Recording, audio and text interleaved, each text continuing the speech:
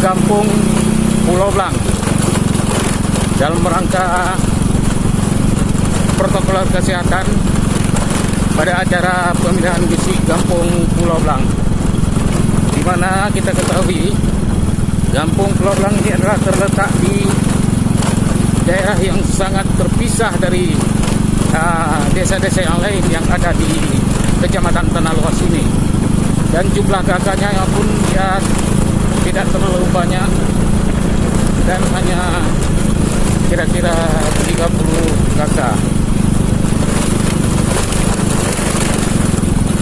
Lihat. Dan jumlah penduduknya pun ya di bawah 60 orang.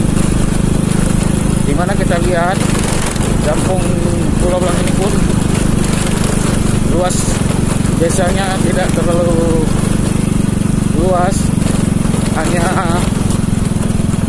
diperkirakan 1000 meter persegi.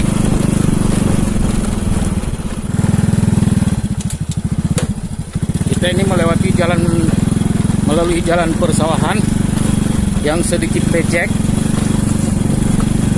baru disirami oleh hujan.